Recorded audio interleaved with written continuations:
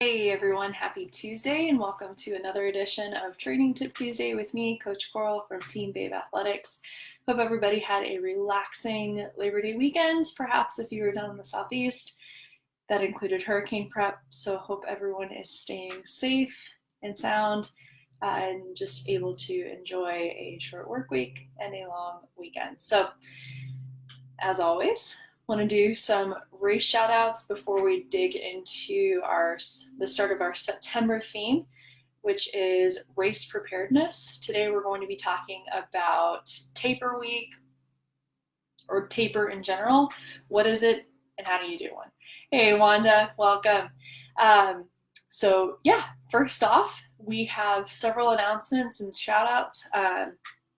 First up, I am super excited to announce, you may have seen the announcement on our Facebook page, but my co-coach, Coach Ray Walaska, she has officially passed her Ironman certification, coaching certification with flying colors. So we will be expanding our coaching opportunities leading into the 2020 triathlon, duathlon, et cetera, along race season. So if you are looking for some help and some guidance, we now have a broader capacity to support your racing efforts and your training efforts. So be sure to hit us up. And Ray is also going to be our duathlon coaching specialist. So she's got very deep experience and has raced at the world level. So just so excited for her, and Ray, congratulations.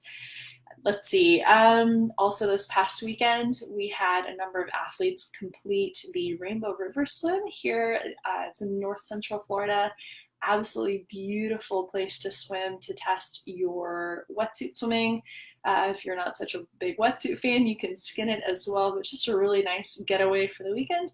So congrats to everybody who completed that. And then on Sunday, we also held one of our open water swim sessions for our Lycra and Lace training group here in Clearwater. This program continues to grow by at least 1 to 2 athletes each week. So we were so excited to welcome 2 new athletes and are so excited to have them join us for the next few weeks before the big dance, Lycra and Lace Tri, on October 5th. So congratulations to everyone who continues to make extreme progress.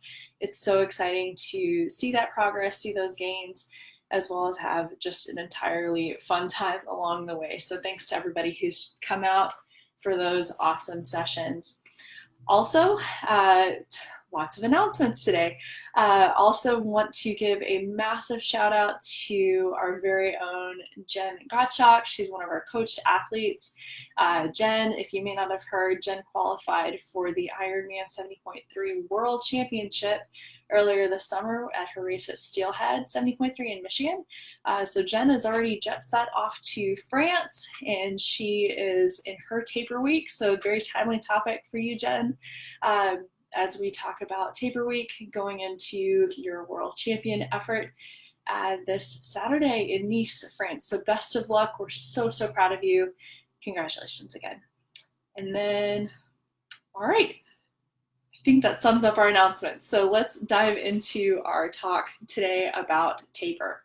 So there's a joke that runs around this time of year with the triathlon and duathlon race communities that you may have seen. It's called the Taper Crazies. And this just refers to boundless energy that triathletes and duathletes may experience. Warning, tapering triathlon memes, totally, it's a real thing. So we're going to talk in brief today about what a taper is, why you might be experiencing taper crazies, and also benefits that can take place as a result of a taper. So taper, just in short, means that you are tapering down your typical training leading into a race. Typically, tapers will vary in length. So if it's a shorter distance race, your volume has not been astronomical. It might have been moderately heavy, but you can get away with about a week-long taper.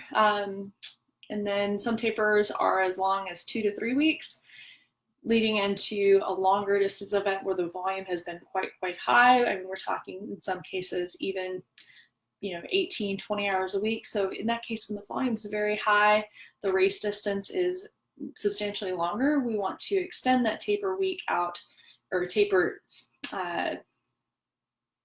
just the taper beyond a week, few weeks, so that the body can, and this is what the taper is, the body can absorb the training that you have done. Your fatigue level decreases. So as your fatigue decreases, your race readiness increases, and you're ready to go as of race day. And so what happens during that taper is, as your volume, even though your volume tapers off, and it's hard to give a hard, fast rule for by how much you should decrease your taper, or decrease your volume, during taper.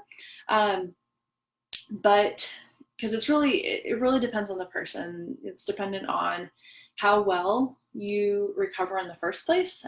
Some people, what might be a week-long taper for some athletes, for others, it may be as long as 2 weeks for them to taper down to and reduce that fatigue level the same amount, for instance, that it would take an athlete 1 week, might take that athlete 2 weeks. So it's hard to give a hard and fast rule for by how much you should decrease your volume.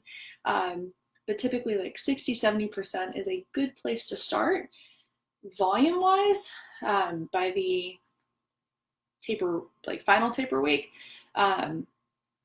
But again, totally dependent on distance and your resilience as an athlete and your fatigue levels.